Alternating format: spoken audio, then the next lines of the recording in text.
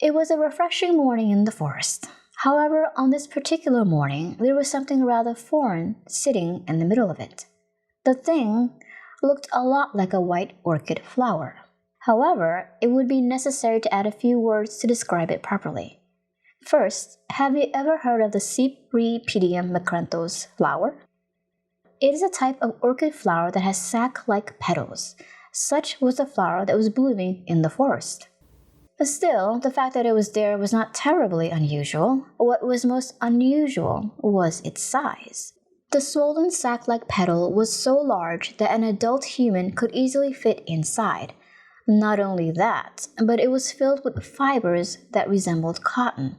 If only other people could have seen it, and there was no doubt that 9 out of 10 viewers would think of sleeping bags. This is, of course, based on the assumption that the 10th person was senile or blind. All of a sudden, something that appeared to be human skin showed itself from the brim. It was a human limb, a very muscular arm. The arm seemed to be searching for something. After a short while, it grabbed the dark-rimmed glasses it was looking for. "Phew, it's already morning," muttered a voice as a person came out of the flower sleeping bag. It was Cootiers, and he was naked. That being said, it was not because he had become absorbed in lewd things or decided to return to nature. It was because he didn't want to get his only pair of clothes dirty, since he sweated a lot when he slept.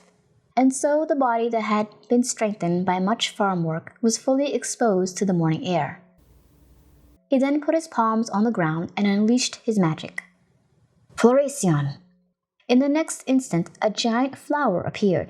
This one looked like a great bowl, and just like the others, it was big enough to cover a large adult male, like Cootiers. A few seconds passed. There were the sounds of bubbling, and then clear liquid started to overflow from the flower. Now, this was a flower that no one knew of, and so it would be quite difficult to imagine. But if one were to try, one might say that it was a convenient chimera of a plant that Cooter's magic had brought to life. Seems to be ready. When there was enough liquid, he lowered his body into the bowl and let out the kind of moan that an old man would while getting into a bath. Then he rubbed his body in the lukewarm water, cleansing his skin from the sweat and dirt. Phew, yes, I have to start the day by purifying myself, or else I just feel disgusting. He cracked the joints in his neck and shoulders and sighed.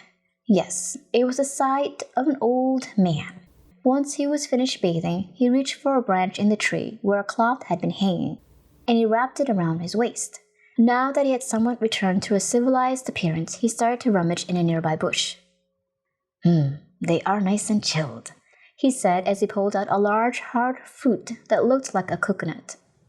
Cootiers drove a stake into it to make a hole, then he drank it deliciously. Coconut water? No, the smell that wafted around him was definitely alcohol. To be accurate, it was chilled beer. Yes, this old man had planted a magic beer plant the previous night. A colossal waste of talent, and to drink first thing in the morning. It was not the kind of thing to do when you're trying to survive in the wild. Now, food. As Cootiers now felt very refreshed, he moved over to something that looked like a pitcher plant and pulled out a small bird he had caught the previous day. Then he hummed to himself as he began to prepare it. As the bird had been soaked in the digestive fluids, it no longer had any feathers to deal with.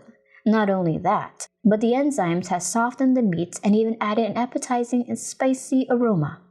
It was a sight to make any cook maddeningly jealous.